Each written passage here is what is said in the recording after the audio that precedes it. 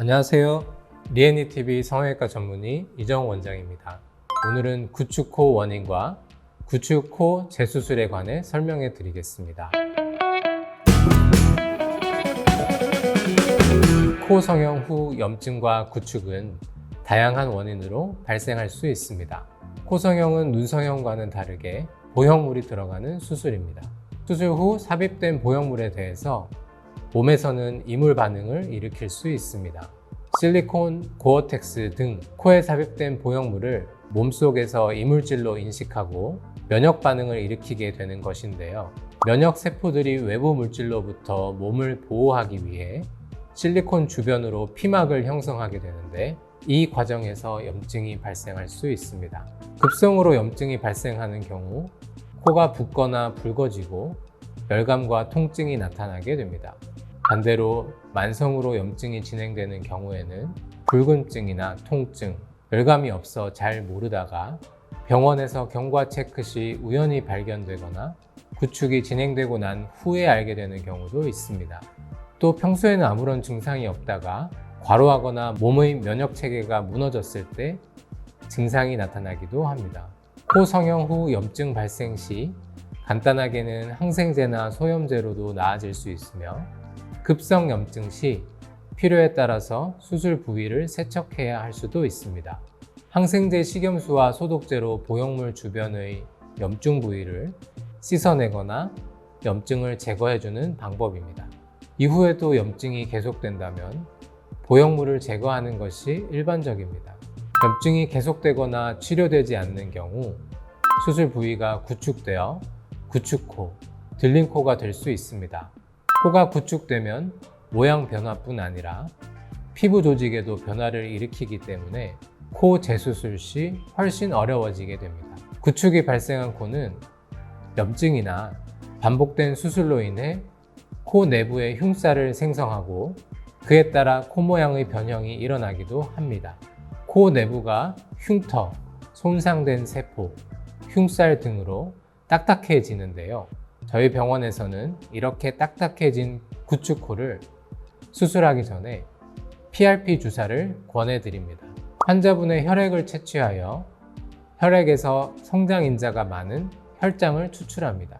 이렇게 추출된 성장인자를 구축된 부위에 주입하면 피부 재생을 촉진시키고 상처 치유를 유도하게 됩니다. 환자 본인의 혈액에서 나온 자가혈을 주입하기 때문에 거부 반응이나 부작용이 없으며 지속력과 재생 효과가 뛰어납니다. 보통은 여드름 흉터나 레이저 후에 피부 재생을 빠르게 유도하기 위해서 많이 시술하지만 구축코 재수술 시에는 딱딱해진 피부를 부드럽게 해서 연장시켜 주는데 목적이 있습니다. 대부분의 피부는 골격 구조를 누르고 있는데 코 역시 마찬가지입니다. 코 수술을 한 후에는 수술을 받기 전과는 연골의 구조나 주변 조직이 모두 다르게 변합니다. 특히 코 재수술의 경우 연골의 약화와 손상, 변이를 동반하는 경우가 있어 이를 복구하고 골격 구조를 정상화하며 위치를 바로잡는 과정이 필요합니다. 이때 이전에 박리를 한 부위에 흉살이 있다면 연골 구조를 찾기 힘들고 딱딱한 흉살은 수술의 진행을 더욱 더디게 만들 수 있습니다. 그래서 이전 수술 시 연골 구조에 손상을 입었거나 구조의 변형이 심하다면 재수술 시 연골 구조에 추가적인 손상 없이 박리하는 것이 어려울 수 있습니다. 이러한 이유로 코 재수술이 첫 수술보다 수술 시간이 오래 걸리게 되고 수술 난이도가 높기 때문에 임상 경험이 많은 의료진에게 수술을 받아야 합니다. 아무 이상이 없는 피부도 24시간 힘을 받으면 무리가 가는데 흉살이나 딱딱하게 구축된 피부가 수술 후 코의 골격 구조를 덮는다면 코 재수술이 성공적으로 마무리될 수 있을까요? 그래서 코 재수술이 끝난 후에 피부가 코의 골격 구조를 부드럽게 덮을 수 있도록 수술 전 PRP 주사로 손상된 흉살이나 딱딱해진 피부를 어느 정도 회복시킨 후 피부를 충분히 늘려 박리하여 수술을 진행하게 됩니다. 마지막으로 구축코를 미연에 방지하는 것이 중요한데요. 코 성형 후 염증 발생을 줄이기 위해서는 병원에서도 주의를 기울여야 하지만 환자분 역시 수술 후 금연, 금주는 물론 스스로 몸 관리를 잘 해주셔야 합니다.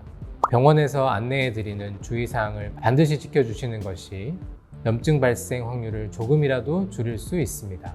본원에서는 코 수술 후 경과검진 시 내원하게 되면 원장인 제가 직접 봐드리는데요. 수술 후 실밥 제거부터 시작해서 혹시나 만성으로 염증이 진행되어 구축 증상이 생기는 것을 방지하기 위해 수술 1년까지 경과검진을 봐드리고 있습니다.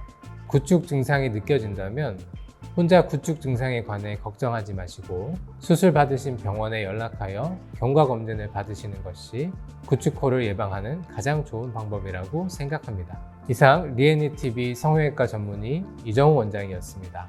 감사합니다.